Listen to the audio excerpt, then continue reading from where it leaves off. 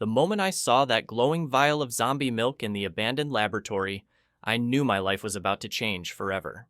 Most people would run screaming from a substance that pulsed with an eerie green light, but I had spent years searching for something exactly like this. My name is Kai Nakamura, and I was just an ordinary college student until the day I discovered that drinking the forbidden essence of the undead would unlock powers beyond my wildest imagination. It bled upon a hidden all started 3 weeks ago when I stumbled research facility beneath my university. The entrance was concealed behind a rusty maintenance door that most students ignored completely. I had been exploring the basement levels looking for a quiet place to study when I noticed strange symbols carved into the concrete walls. These weren't random graffiti, but ancient markings that seemed to glow faintly in the darkness. Following the symbols deeper into the underground maze, I eventually found myself standing before a massive steel door marked with biohazard warnings in multiple languages. The electronic lock had been damaged years ago, leaving the door slightly ajar. Against every instinct screaming at me to turn back, I pushed that'd only be described as a maw door open and stepped into what could scientists' dream laboratory. Rows of glass containers filled with bizarre specimens lined the walls, each one more disturbing than the last. Floating organs, mutated plant samples, and creatures I couldn't even begin to identify were preserved in various colored liquids. But what caught my attention immediately was a single vial sitting on the central examination table, glowing with that unmistakable green luminescence. The label on the vial was written in faded ink, but I could still make out the words. Zombie Essence, Subject 0, Highly Concentrated. Below that, someone had scrawled a warning in red pen, do not consume under any circumstances, extreme biological modification possible. I should have listened to that warning. I should have put the vial down and walked away from that cursed place. But something about the way the liquid seemed to pulse with its own heartbeat drew me in like a moth to flame. I had always been fascinated by the supernatural, spending countless hours reading manga about characters who gained incredible abilities through mysterious means. Standing there in that abandoned laboratory, I couldn't shake the feeling that this was my chance to become something more than just another struggling student. My grades were average, my social life was non-existent, and my future looked painfully ordinary. The zombie milk represented everything I had ever wanted: power, purpose, and the ability to transcend human limitations. I picked up the vial with trembling hands, feeling the strange warmth it radiated through the glass. The liquid inside moved with an almost hypnotic rhythm, swirling in patterns that defied physics. As I held it closer to examine the contents, I noticed tiny sparks of electricity dancing within the green substance. The rational part of my mind screamed warnings about unknown pathogens, toxic chemicals, and the very real possibility of death. But that voice was quickly drowned out by something deeper, a primal hunger for transformation that I had never experienced before. This wasn't just curiosity anymore. It was an overwhelming need to drink that glowing liquid no matter what the consequences might be. Without giving myself time to reconsider, I unscrewed the cap and brought the vial to my lips. The smell hit me first, a mixture of ozone, copper, and something organic that I couldn't identify. It wasn't pleasant, but it wasn't exactly repulsive either. It smelled like potential, like the moment before lightning, the entire vial in one gulp. The zombie strikes. I tilted my head back, and drain milk had a consistency somewhere between water and syrup, coating my throat as it went down. The taste was indescribable. Imagine licking a battery while chewing mint leaves that had been soaked in iron filings. It burned slightly, but not in a painful way. More like the burn of strong alcohol, except this heat spread through my entire body instead of just my throat. For a moment, nothing happened. I stood there in the dim laboratory light, wondering if I had just poisoned myself with some elaborate hoax. Maybe the glowing effect was just phosphorescent paint, and I had fallen for some graduate student's practical joke. But then the changes began. It started as a tingling sensation in my fingertips, like mild static electricity. The feeling spread up my arms and across my chest, bringing with it a surge of energy unlike anything I had ever experienced. My vision sharpened dramatically, allowing me to see details in the darkened laboratory that had been invisible moments before. I could make out individual dust particles floating in the air and read the fine print on labels across the room. The enhancement wasn't limited to my eyesight. My hearing became so acute that I could detect the subtle vibrations of machinery running somewhere deep beneath the building. I could hear the heartbeats of rats scurrying through the walls and the distant conversations of security guards making their rounds 3 floors above. But the most dramatic change was the strength. I accidentally gripped the empty vial too tightly and watched in amazement as it crumbled to powder in my hand. The steel examination table that had seemed so solid before now felt as light as cardboard when I tested its weight. I could bend metal pipes with minimal effort and punch dents into concrete walls without feeling any pain. These physical improvements were impressive, but they were nothing compared to what happened next. As the zombie milk fully integrated into my system, I began to sense something else entirely all around me. There were prees invisible to normal sight, but crystal clear to my enhanced perception. The spirits of the dead lingered in this place, drawn by the supernatural experiments that had been conducted here. I could see them now, translucent figures wandering the laboratory, some in lab coats, others in casual clothing. They had been researchers, test subjects, and unfortunate visitors who had met their end in this facility. Most ignored me completely, lost in their own spectral routines, but a few turned to stare with hollow eyes that seemed to recognize what I had become. One spirit, a woman in a tattered lab coat, approached me directly. Her mouth moved as if she were trying to speak, but no sound emerged. Instead, images flooded my mind. Memories of experiments gone wrong, of colleagues consumed by their own ambitions, and of the terrible price paid for pushing the boundaries of life and death. Through her memories, I learned the truth about the zombie milk I had consumed.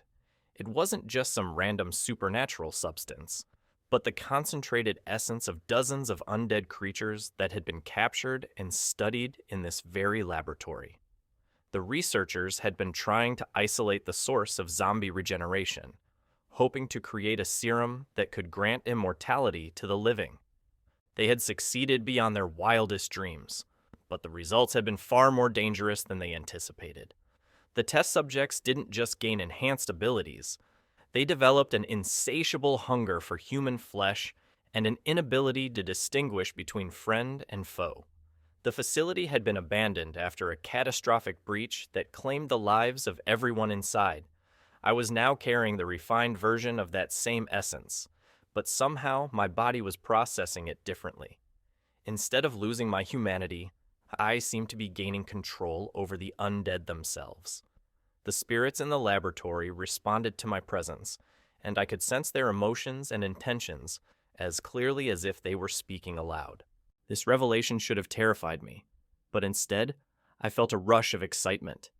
I had stumbled upon something that could change everything, not just for me, but for the entire world.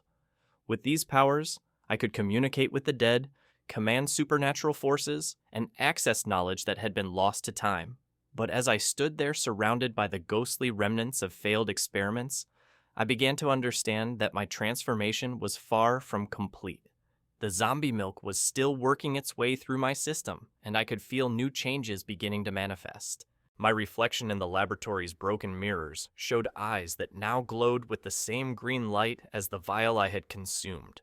The spirits around me were becoming more agitated, their movements more frantic. They seemed to be trying to warn me about something, but their messages were fragmented and unclear. All I could make out were repeated images of a full moon, and the overwhelming sense that my real trials were only just beginning. As I prepared to leave the laboratory and return to the surface world, I had no idea that drinking that zombie milk would set in motion events that would test every aspect of my newfound abilities. The dead had chosen me for reasons I didn't yet understand, and soon I would discover that becoming their bridge to the living world, came with responsibilities I never could have imagined. The next morning, I woke up in my dorm room feeling like I had been hit by a freight train. Every muscle in my body ached, and my head was pounding with a migraine that felt like someone was driving nails into my skull. But despite the pain, I could feel the zombie essence still coursing through my veins, stronger than ever. My roommate Takeshi was already gone for his morning classes, which was fortunate because I wasn't sure how to explain the dramatic changes happening to my appearance. When I stumbled to the bathroom mirror, I barely recognized myself. My hair had grown several inches overnight and now had streaks of silver running through the black. My skin had taken on a pale, almost translucent quality that made the green glow in my eyes even more pronounced. The most disturbing change was my teeth. My canines had elongated into sharp points, and when I opened my mouth wide, I could see that my molars had developed jagged edges perfect for tearing flesh. The sight made my stomach lurch, not from disgust, but from an unexpected surge of hunger that had nothing to do with normal food cravings. I tried to focus on getting ready for classes, but everything felt different now. The running water from the faucet sounded like a waterfall to my enhanced hearing. The fluorescent lights in the bathroom were so bright they felt like staring directly into the sun. Even the texture of my toothbrush seemed overwhelmingly rough against my newly sensitive gums. Walking across campus became an exercise in sensory overload. I could hear conversations from hundreds of meters away, smell the individual perfumes and colognes of every student I passed, and see microscopic details in everything around me. But most unsettling of all was my ability to sense the life force radiating from every living person nearby. Each student appeared surrounded by a faint aura of energy that pulsed with their heartbeat. The colors varied from person to person. Some glowed with vibrant yellows and golds, while others emanated deeper blues and purples. I found myself instinctively drawn to the brighter auras, my mouth watering at the thought of what that energy might taste like. During my first lecture of the day, I struggled to concentrate on anything the professor was saying. The zombie milk had apparently enhanced my intellectual capabilities along with my physical ones. Information at an incredible because I could process rate. Mathematical equations that would have taken me hours to solve before now seemed trivially simple. I was understanding complex concepts that had previously been completely beyond my grasp. But this mental enhancement came with a price. I could hear the thoughts of everyone around me, their minds broadcasting their fears, desires, and secrets like radio stations. The shy girl in the front row was fantasizing about the teaching assistant. The guy behind me was planning to cheat on tomorrow's exam. The professor himself was worried about his failing marriage and mounting debts. The constant stream of other people's thoughts was maddening, like trying to have a conversation in a room full of screaming voices. I pressed my hands against my temples, trying to block out the mental noise, but it was useless. The zombie essence had opened doorways in my mind that I didn't know how to close. Halfway through the lecture, something else began to happen. The spirits I had encountered in the laboratory weren't confined to that underground facility. They were everywhere, wandering the campus like lost souls, searching for something they could never find. Most students walked right through them without any awareness of their presence, but I could see them as clearly as the living. An elderly man in a vintage suit stood at the back of the lecture hall, watching the professor with sad eyes. A young woman in a nurse's uniform from decades past sat in an empty chair, her head tilted as if listening to voices only she could hear. These weren't malevolent entities, just confused spirits trapped between worlds, and they all seemed drawn to me like moths to flame. During the break between aided to Asiki classes, I reached a looted spot in the university gardens, hoping to find some peace from the overwhelming sensory input. But, even there, I wasn't alone. The spirits followed me, growing bolder now that I was away from the crowds of living students. The elderly man in the suit approached first, his mouth moving silently as he tried to communicate. Unlike the night before, I could now understand him perfectly, without needing to see his memories. His name was Professor Yamamoto, and he had taught at this university for 30 years before dying of a heart attack in his office 5 years ago. He explained that spirits had been gathering on campus for months, drawn by rumors of someone who could bridge the gap between life and death. Word traveled fast in the supernatural community, and my consumption of the zombie milk had sent ripples through dimensions I didn't even know existed. More spirits began to materialize around me. Students who had died in accidents, professors who had passed away from illness, and even maintenance workers who had met unfortunate ends while working late shifts. They all had stories to tell, unfinished business to resolve, or messages they desperately wanted to pass on to the living world. But their presence came with a cost. Each spirit that drew near sapped a small amount of my energy, feeding off the life force that the zombie essence had enhanced. I could feel myself growing weaker as more of them gathered, like a battery being drained by too many devices plugged in at once. The hunger that had been gnawing at me all morning suddenly intensified. My enhanced metabolism was burning through energy at an alarming rate, and the spirits were only making it worse. I needed to feed, but not on normal food. The zombie milk had changed my dietary requirements in ways I was only beginning to understand. I could smell the life energy radiating from students walking nearby, and it took every ounce of willpower to resist the urge to reach out and take what I needed. The rational part of my mind knew that giving in to these cravings would make me no better than the failed test subjects from the laboratory, but my transformed body was screaming for sustenance. That's when I noticed something that made my blood run cold. One of the students walking past the garden wasn't surrounded by the usual aura of life energy. Instead, he emanated the same dark presence I associated with the undead, but he was clearly moving and breathing like a normal person. As our eyes met across the courtyard, he smiled, revealing teeth that had been sharpened to points just like mine. He raised one hand in a casual wave, but I could see the black veins running beneath his pale skin and the unnatural stillness in his movements. I wasn't the only one who had found that abandoned laboratory, and I definitely wasn't the only one who had been foolish enough to drink what they found there. The other student began walking toward me with predatory grace, and the spirits around me started to retreat in obvious fear.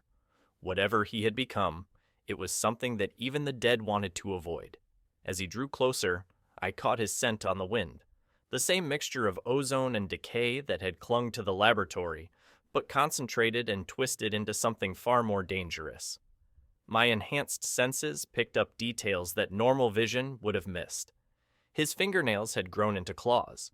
His movements were too fluid to be entirely human, and there was an intelligence in his glowing eyes that spoke of hunger and calculation. He had clearly been transformed for much longer than I had, giving him time to adapt and evolve in ways that I was only beginning to experience. When he finally spoke, his voice carried harmonics that seemed to resonate directly with the zombie essence in my bloodstream. The words were perfectly normal, but they triggered responses in my transformed physiology that I couldn't control. My enhanced metabolism spiked even higher, and the hunger became almost overwhelming. He introduced himself as Ryu Matsuda, a senior who had discovered the laboratory 6 months before I did. His transformation had progressed far beyond mine, and the predatory gleam in his eyes suggested that he viewed me as either a potential ally or a convenient meal. The way he studied my altered appearance reminded me of a scientist examining a particularly interesting specimen. "You're still fighting the hunger," he observed, circling me slowly like a wolf sizing up potential prey. "I can smell the conflict in your blood. The human part of you is still trying to maintain control, but that won't last much longer." I backed away instinctively, but the spirits around me had formed an unconscious barrier that prevented easy escape. They seemed to recognize that Ryu represented a threat not just to me, but to their very existence. Unlike my presence, which drew them closer, his aura actively repelled the dead with waves of malevolent energy. "What did you do to yourself?" I managed to ask, though speaking required tremendous effort. The zombie essence in my system was responding to his proximity, creating internal pressure that felt like my organs were being compressed from within. Ryu laughed, a sound that contained no warmth or humanity. "I embraced what we were meant to become. You're still clinging to your old life, your old identity, But that's just holding you back from reaching your true potential.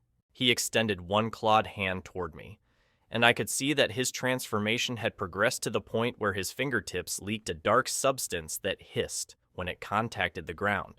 Whatever he had become, it was far removed from the enhanced human I thought I was becoming. The laboratory contained more than just that single vial you found, he continued. There were dozens of different formulations, each one designed to push the boundaries of undead enhancement even further. I sampled everything I could find before the place was finally sealed by government agents. The revelation hit me like a physical blow. I had assumed that the abandoned facility was simply forgotten, left to decay in the underground tunnels beneath the university. But if government agents had been involved, that meant my transformation hadn't gone unnoticed by the authorities. They've been watching the campus ever since, Ryu said, apparently reading my thoughts from my expression, looking for signs that someone else had found their way into the restricted areas. Your little light show last night probably triggered every supernatural monitoring device within a 50-kilometer radius. As if summoned by his words, I heard the distant sound of helicopters approaching from multiple directions.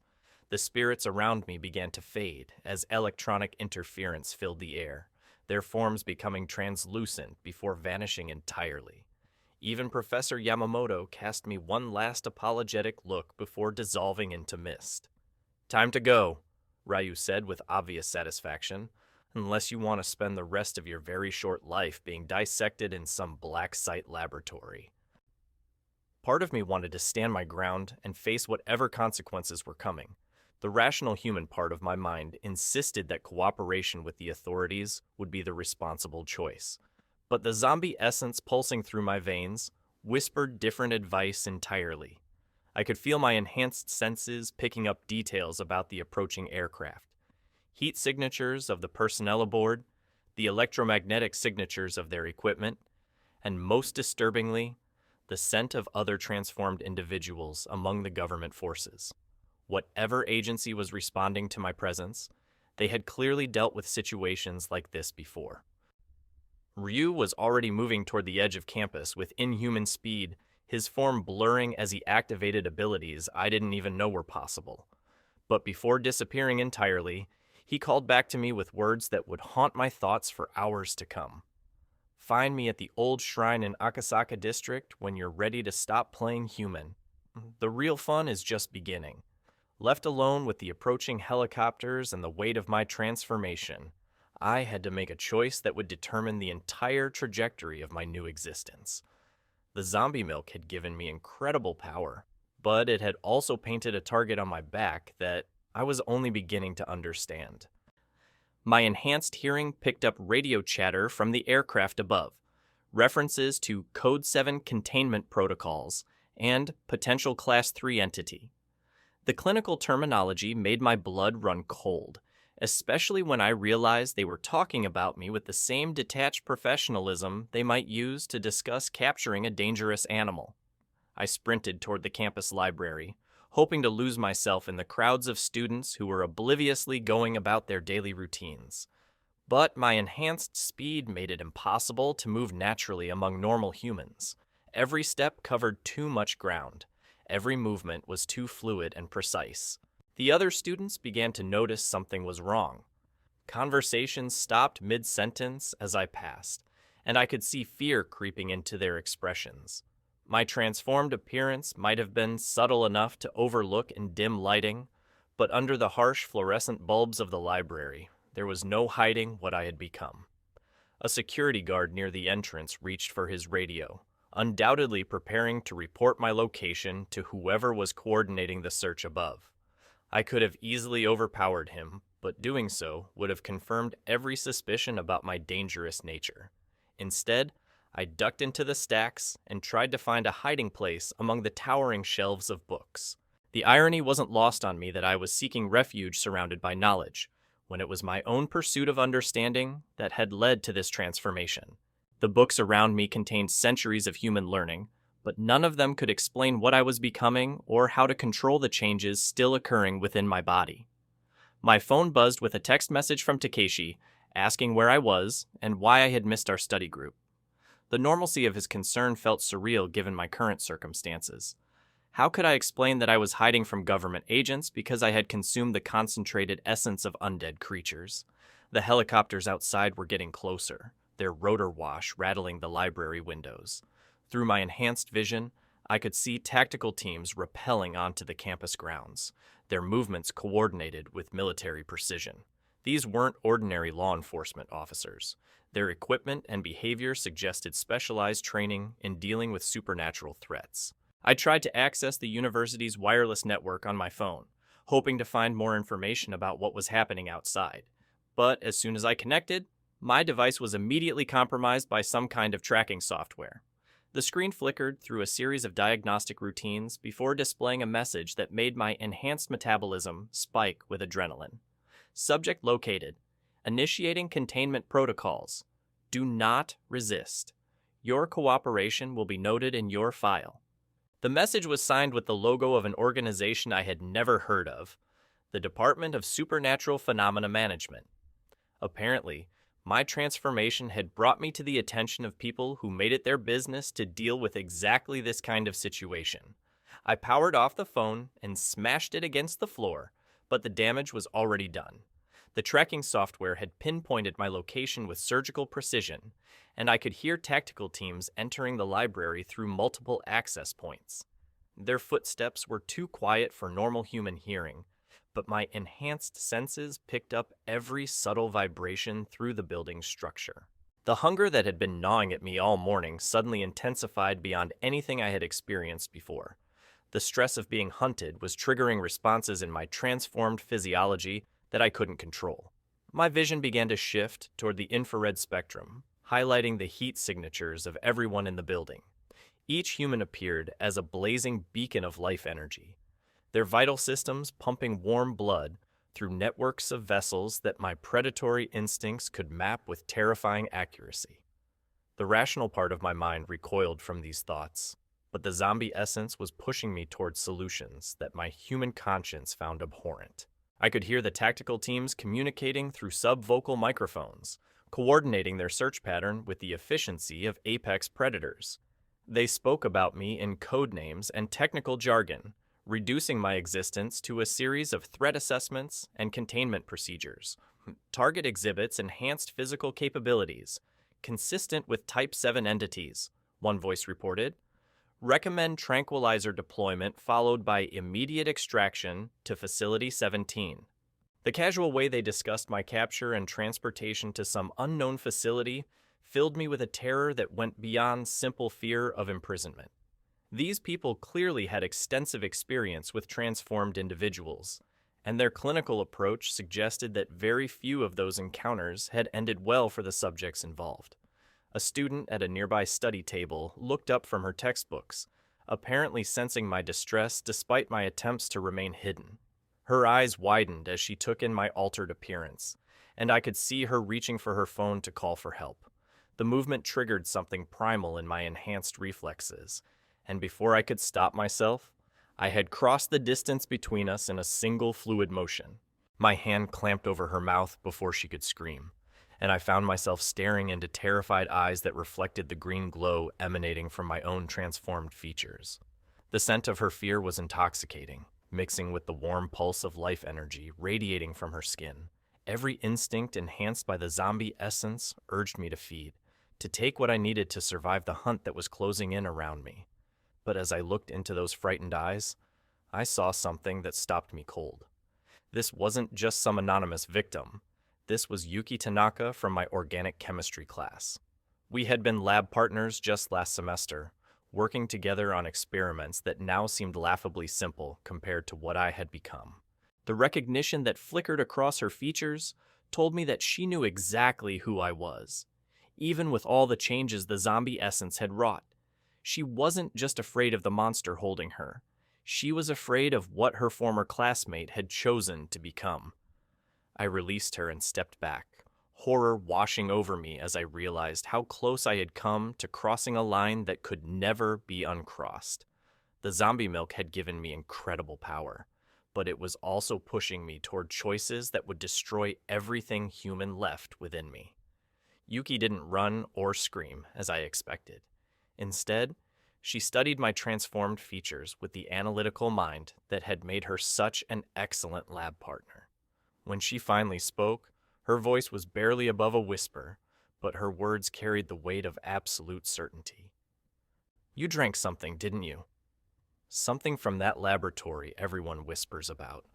The fact that she knew about the facility shouldn't have surprised me, but it did. Apparently, the abandoned laboratory beneath the university was more of an open secret than I had realized. How many other students had heard the rumors and been tempted to explore those forbidden depths? "They're going to take you away," she continued, glancing toward the sounds of the approaching tactical teams. "But there might be another option. My grandfather works with people who study these kinds of transformations. He might be able to help you understand what's happening to your body." The offer of help from someone who actually understood my situation felt like a lifeline thrown to a drowning man. But accepting aid would mean trusting someone with knowledge that could destroy what remained of my normal life. The tactical minutes away from teams were only discovering my hiding spot, and I had to make a decision that would determine whether I faced my transformation alone or with allies who might understand what I was becoming. The zombie essence pulsing through my veins seemed to approve of the potential partnership, responding to some quality in Yuki's life energy that felt different from the other humans around me. Perhaps her family's involvement with supernatural research had marked her in ways that made her more compatible with transformed individuals. As the footsteps of the tactical teams grew closer, I realized that my journey into the world of forbidden powers was about to take another dramatic turn.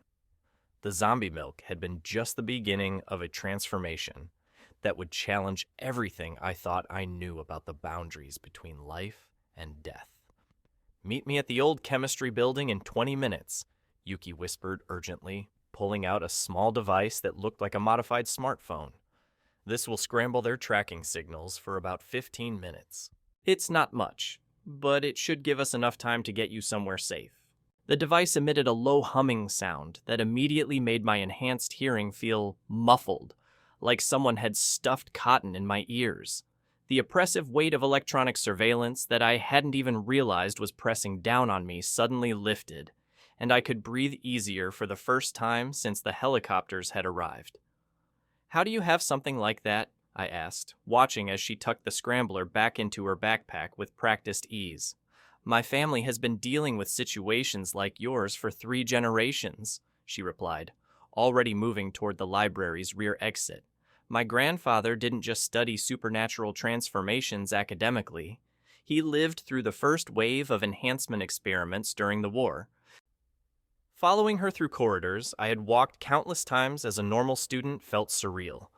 Every shadow seemed deeper, every sound more pronounced, and the constant background hum of human thoughts and emotions created a symphony of distraction that threatened to overwhelm my concentration. The zombie essence was still adapting my neural pathways, creating new connections faster than my conscious mind could process. As we slipped out through a service door that Yuki somehow knew would be unguarded, I caught sight of the tactical teams spreading across the campus with military precision. They moved in perfect formation, checking every building systematically, while maintaining constant radio contact with their command structure. These weren't amateur ghost hunters or local police responding to a disturbance call. "Department of Supernatural Phenomena Management," Yuki confirmed, apparently reading my thoughts from my expression. "They've been operating in the shadows since the 1920s that regulate the 40s, cleaning up matters authorities can't handle. My grandfather used to work for them before he realized what they really do to the people they capture." The chemistry building stood at the far edge of campus, a brutalist concrete structure that most students avoided unless they absolutely had to take classes there. It had always felt cold and unwelcoming during my normal visits, but now it seemed to pulse with an energy that resonated with the changes occurring in my body. "There's something you need to understand about what you've become," Yuki said as we approached the building's loading dock. "The zombie essence doesn't just enhance your physical capabilities, it's rebuilding your entire biological system from the ground up, creating something that's never existed before. She produced a keycard from her pocket and swiped it through a reader I hadn't noticed before. The loading dock door opened silently, revealing a corridor that definitely hadn't been part of the original building design. The walls were lined with symbols similar to those I had seen in the abandoned laboratory, but these glowed with a soft blue light that seemed to calm the restless energy coursing through my veins. "Welcome to the real chemistry department," Yuki said with a slight smile. "The one that studies reactions most people don't believe are possible." The corridor led to an elevator that descended far deeper than should have been possible given the building's apparent size. As we dropped below ground level, my enhanced senses began picking up traces of other transformed individuals who had passed through this space. The scents were faint but distinct, each one telling a story of enhancement and adaptation that made my own changes seem almost mundane by comparison. "How many others have there been?" I asked, trying to identify the different supernatural signatures lingering in the air. "More than you might think, fewer than you might hope," Yuki replied cryptically. "The enhancement process affects everyone differently. Some people gain abilities that let them blend seamlessly back into normal society. Others become something so removed from humanity that containment becomes the only option." The elevator opened onto a laboratory that made the abandoned facility where I had found the zombie milk look like a child's chemistry set. Banks of equipment I couldn't begin to identify lined the walls, their displays showing readouts in languages and symbol systems I didn't recognize. But more importantly, the space was occupied by people who radiated the same enhanced energy signatures that I was learning to associate with successful transformations. A tall woman with silver hair and eyes that glowed with a faint golden light looked up from a complex piece of apparatus as we entered. Her movements had the same fluid grace I was developing, but refined and controlled in ways that spoke of years of practice and adaptation. "Yuki brings us another seeker of forbidden knowledge," she said, her voice carrying harmonics that resonated directly with the zombie essence in my bloodstream. "And one who has tasted the concentrated essence of Subject Zero, if my senses aren't deceiving me." "Dr. Akira Sato," Yuki said by way of introduction. She was one of the original researchers who helped develop the enhancement serums before the project was shut down and moved underground. Dr. Sato approached me with the careful movements of someone assessing a potentially dangerous situation. Her enhanced senses were obviously much more developed than mine, because she could apparently read details about my transformation that I didn't even know were visible. "The integration is progressing faster than normal," she observed, circling me slowly while making notes on a tablet that seemed to respond to her thoughts rather than touch input. "Your body is accepting the zombie essence without the usual rejection symptoms. That's either very good news or very bad news, depending on your perspective." "What's the difference?" I asked, though part of me wasn't sure I wanted to know the answer. "Good news means you have the potential to become something remarkable, a bridge between the living and the dead that could revolutionize our understanding of consciousness itself," Dr. Sato explained. "Bad news means you're likely to lose your humanity entirely within the next 72 hours and become a predatory entity that feeds on life energy." The casual way she delivered this information made my enhanced metabolism spike with anxiety. Everything about this place suggested that they had extensive experience with transformations like mine, but their clinical approach was almost as unsettling as the government agents I was hiding from. "There is a third option," Dr. Sato continued, apparently sensing my discomfort. "We can help you learn to control the changes, to guide your evolution in directions that preserve what you value most about your original humanity. But the process requires commitment and sacrifices that most people aren't prepared to make." She led us deeper into the laboratory complex, past rooms filled with equipment that seemed to blend advanced science with something approaching mysticism. In one chamber, I glimpsed a figure floating in a tank filled with luminescent liquid, their body covered in symbols that pulsed with their heartbeat. Another room contained what appeared to be a garden of crystalline structures that sang with harmonics I could feel in my bones. "The enhancement process isn't random," Dr. Sato explained as we walked. It responds to the subject's deepest desires and fears, reshaping their biology to fulfill potentials they never knew they possessed. The zombie essence you consumed was designed to create a perfect predator, something that could hunt and feed on human life force with maximum efficiency. We stopped in front of a viewing window that looked into a chamber I initially thought was empty. But as my enhanced vision adjusted, I began to make out the shape of something that had once been human. The figure moved with predatory grace, its elongated limbs and razor-sharp claws marking it as the end result of an enhancement process that had gone horribly wrong. Subject 14 consumed the same concentrated essence you did, Dr. Sato said quietly. But he fought the transformation instead of accepting it. The internal conflict drove him insane and accelerated the physical changes beyond any hope of recovery. The creature in the chamber suddenly turned toward the viewing window, as if sensing our presence. Its eyes glowed with the same green light as mine, but there was no intelligence left in them, only an endless hunger that had consumed everything human about its original form. The key to successful integration is acceptance without surrender, Yuki said, taking my hand in a gesture that was both comforting and grounding. You have to embrace what you're becoming while holding on to the core of who you were. Looking at the thing that Subject 14 had become, I felt a chill of understanding about the path I was walking. The zombie essence wasn't just changing my body. It was rewriting the fundamental code of my existence. Every choice I made from this point forward would determine whether I evolved into something greater than human or devolved into a monster that wore my face.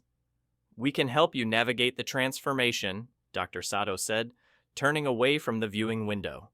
But first, we need to understand exactly what you consumed and how your body is processing it. The enhancement serums were never meant to be taken in their pure form. She led us to an examination room filled with diagnostic equipment that looked like it belonged that projected holographic displays in a science fiction movie. Scan of internal organs, sensors that could apparently analyze the electromagnetic signature of living tissue, and monitoring devices that tracked biological processes I didn't even know existed. The government agents who are hunting you aren't your biggest problem, Dr. Sato said as she began connecting various sensors to my arms and torso. They're just trying to contain a situation they don't understand. The real danger comes from others who have undergone similar transformations and see you as either a threat to their territory or a source of the power they need to complete their own evolution. The scanners began displaying readouts that painted a picture of the changes occurring throughout my body. My skeletal structure was becoming denser and more resilient. My muscle fibers were reorganizing into configurations that could generate far more force than human anatomy should allow. But most dramatically, my nervous system was developing entirely new pathways that connected to sensory organs I was apparently growing without realizing it. Fascinating, Dr. Sato murmured, studying the displays with obvious fascination. You're not just becoming enhanced, you're becoming something entirely new. The zombie essence is using your original biology as a template to create a hybrid form that's never existed before. Is that good or bad? I asked, watching the real-time displays show organs reshaping themselves as I sat there. That depends entirely on what you choose to do with what you're becoming, she replied. Power without purpose becomes destruction, but power guided by wisdom and compassion can reshape the world. As the diagnostic equipment continued mapping the changes in my biology, I began to understand that drinking the zombie milk had been less of an ending and more of a beginning. The transformation was far from complete, and the choices I made in the coming days would determine not just my own fate, but potentially the fate of everyone around me. The laboratory's communication system suddenly crackled to life, interrupting our conversation with an urgent message from someone monitoring the surface. Government agents had traced the electronic interference from Yuki's scrambling device and were beginning to search the chemistry building systematically. Time to go deeper, Dr. Sato said, disconnecting the diagnostic equipment with practiced efficiency.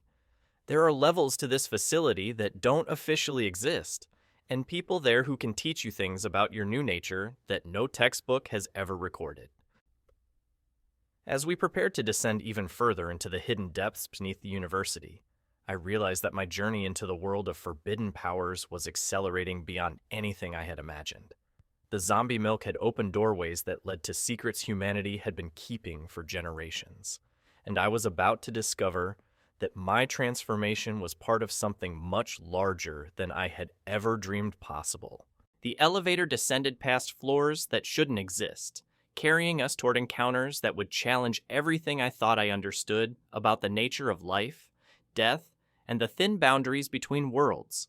The zombie essence pulsing through my veins seemed to anticipate what was coming, preparing my evolving biology for revelations that would have destroyed my original human form. But as the elevator continued its impossible descent, I couldn't shake the feeling that something was watching us from the shadows between floors, something that had been waiting for someone like me to finally arrive. The transformation was far from over, and the most dangerous part of my journey was about to begin. Deep underground, the elevator finally stopped at what Dr. Sato called Level 7. The doors opened onto a corridor that defied every law of physics I thought I understood.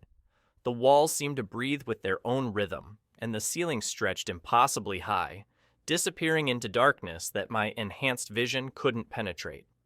"Welcome to the Deep Archive," Dr. Sato said, stepping into the corridor with the confidence of someone who had walked this path many times before. "This is where we keep the subjects who chose evolution over extinction." The air here was different, charged with an energy that made my transformed nervous system tingle with anticipation. I could sense presences all around us, beings that had once been human, but had undergone changes that made my own transformation seem like a minor adjustment. Some radiated power that felt ancient and refined, while others pulsed with chaotic energy that suggested their evolution was still ongoing. "How many are down here?"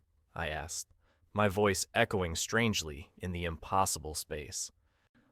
47 active subjects," Yuki replied, consulting a device that projected holographic readouts into the air above her palm. "Some have been here for decades, learning to master abilities that most people would consider impossible. Others are recent arrivals, still adapting to their new forms." We passed doorways that led to chambers I could barely comprehend. In one room, a figure sat motionless in perfect meditation, surrounded by objects that floated in complex geometric patterns without any visible means of support.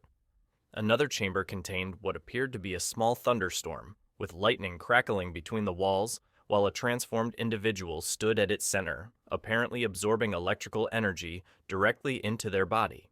"Each transformation follows its own path," Dr. Sato explained as we walked deeper into the complex. "The enhancement serums were designed to unlock human potential, but they interact with each person's unique biology in unpredictable ways.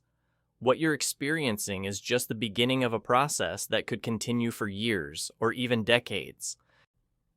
The zombie essence in my bloodstream seemed to recognize something familiar about this place, responding to environmental cues I couldn't consciously detect. My enhanced senses were picking up traces of other subjects who had consumed similar formulations, their biological signatures creating a complex symphony of supernatural evolution. We stopped in front of a chamber marked with symbols that seemed to shift and change when I wasn't looking directly at them. Through the transparent wall, I could see a figure that made my breath catch in my throat. She appeared to be in her early 20s, but her skin had taken on a translucent quality that revealed the network of energy channels flowing beneath the surface. Her eyes glowed with the same green light as mine, but hers pulsed with patterns that suggested conscious control over the enhancement process. "Subject 9, Dr. Sato said with obvious pride. "She consumed a variant of the zombie essence 3 years ago and has achieved a level of integration that we previously thought impossible. Would you like to meet her?" The chamber door opened with a soft hiss, and the transformed woman looked up from what appeared to be a meditation pose. When our eyes met, I felt an immediate connection that went beyond normal human interaction. The zombie essence in my system recognized something kindred in hers, creating a resonance that made my enhanced abilities suddenly feel more stable and controlled. "Another seeker joins our family," she said, her voice carrying harmonics that seemed to speak directly to the transformed parts of my consciousness. "I can sense the chaos in your system, the struggle between what you were and what you're becoming. The first few weeks are always the most difficult." She stood with fluid grace that made my own enhanced movements seem clumsy by comparison. Every gesture was perfectly controlled, displaying a mastery over her transformed biology that I could only dream of achieving. But more importantly, she radiated a sense of peace that suggested she had found a way to reconcile her humanity with her enhanced nature.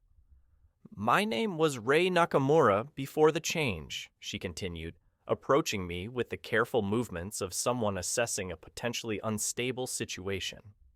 "Now I'm something new, something that doesn't have a name in any human language. But I remember who I was, and I've learned to value both aspects of my existence." Dr. Sato began explaining Rei's transformation process, describing how she had initially struggled with the same hunger and sensory overload that I was experiencing. But through careful guidance and meditation techniques developed specifically for enhanced individuals, she had learned to channel her new abilities in constructive directions. "The hunger never completely goes away," Rei said, apparently sensing my unspoken question. "But you learn to feed it in ways that don't require harming others. Life energy exists in many forms, and most humans waste tremendous amounts of it every day. Learning to absorb that excess energy is like learning to breathe underwater. Difficult at first, but natural once you understand the technique." She demonstrated by extending her hand toward a potted plant in the corner of her chamber. I watched in fascination as streams of golden energy flowed from the plant's leaves to her fingertips, causing the plant to wilt slightly while her own aura brightened noticeably. The process was clearly nourishing for her, but didn't appear to cause permanent damage to the source. "Photosynthetic organisms are excellent practice subjects," she explained, withdrawing her hand and allowing the plant to recover. "They generate more life energy than they actually need, so you can feed without causing harm. Once you master the technique with plants, you can learn to absorb the emotional energy that humans generate naturally through their daily activities." The concept was both fascinating and disturbing. The idea that I could sustain myself on the excess energy that people naturally produced was appealing, but it also raised questions about consent and the ethics of feeding on human emotions. How could I be sure I wasn't harming someone, even if they never knew what was happening? "Those are exactly the right questions to ask," Rei said, apparently reading my thoughts from my expression. "The subjects who don't worry about those ethical considerations are the ones who usually end up in the containment levels. Maintaining your moral compass is crucial to successful integration." Dr. Sato led us to another section of the Deep Archive, where the chambers contained individuals who had clearly taken different paths through their transformations. Some had developed abilities that seemed purely beneficial: enhanced healing, perfect memory, or the ability to communicate with electronic systems. Others had gained powers that came with obvious costs, their bodies twisted into forms that barely resembled their original human shapes. "The enhancement process amplifies everything about a person," Dr. Sato explained, as we observed subjects through various viewing windows. "Their strengths become supernatural abilities, but their weaknesses and fears are also magnified. Successful integration requires confronting every aspect of your personality, both positive and negative." In one chamber, I saw a figure whose transformation had gone in a direction that made my stomach turn. His body had become partially translucent, revealing internal organs that pulsed with unnatural rhythms. But most disturbing were the additional appendages that had grown from his torso, tentacle-like extensions that moved with independent intelligence. "Subject 23 consumed a formulation that was designed to enhance adaptability," Dr. Sato said quietly. "Unfortunately, his deep-seated fears about losing control manifested as physical changes that reflected his psychological state. He's not dangerous, but he can no longer function in normal society." The implications were terrifying. If the enhancement process truly amplified every aspect of a person's psychology, then my own fears and insecurities were probably already beginning to manifest in ways I hadn't recognized. The zombie essence wasn't just changing my body, it was making my subconscious mind visible in my physical form. What were my fears? I asked, though I wasn't sure I wanted to know the answer. Yuki consulted her diagnostic tablet, reviewing the scans that had been taken earlier. Based on your biological markers, you're afraid of losing connection with other people. The zombie essence is adapting your nervous system to enhance empathy and social awareness, but it's also making you more sensitive to the emotional states of everyone around you. That explanation fit with what I had been experiencing. The constant stream of other people's thoughts and emotions wasn't just a side effect of enhanced senses. It was my subconscious mind trying to maintain the human connections I was afraid of losing. The transformation was literally rewiring my brain to make isolation impossible. That's actually a very positive adaptation, Ray said with obvious approval. Many enhanced individuals become increasingly antisocial as their abilities develop. Your fear is protecting you from that fate by forcing you to maintain empathetic connections. We continued deeper into the facility, passing chambers that contained subjects in various stages of transformation. Some appeared to be sleeping or in meditative states, their bodies glowing with soft bioluminescence. Others were active, practicing abilities that defied every scientific principle I had ever learned. In one room, a woman was manipulating what appeared to be liquid light with her bare hands, shaping it into complex three-dimensional sculptures that sang with musical tones. Another subject was having an animated conversation with several translucent figures that I initially thought were holograms, until I realized they were the spirits of deceased individuals. Enhanced individuals often develop abilities that let them interact with aspects of reality that normal humans can't perceive, Dr. Sato explained. The boundary between the living and the dead becomes much more permeable once your consciousness expands beyond purely physical parameters. That statement triggered a memory of the spirits I had encountered on campus after consuming the zombie milk. They hadn't been random hallucinations. They were real entities that existed in dimensions adjacent to normal reality. My transformation was giving me access to layers of existence that most people never knew existed. The government agents who are hunting you know about these capabilities, Yuki said, apparently following my train of thought. That's why they're so desperate to capture enhanced individuals. The ability to communicate with the deceased represents a potential intelligence source that could revolutionize military and espionage operations. So there you have it, my journey from ordinary college student to something beyond human comprehension, all because I couldn't resist that glowing vial of zombie milk. The transformation isn't complete yet, and honestly, I'm not sure it ever will be. But I've learned that power without wisdom leads to destruction, while power guided by compassion can reshape reality itself. The choice is mine to make.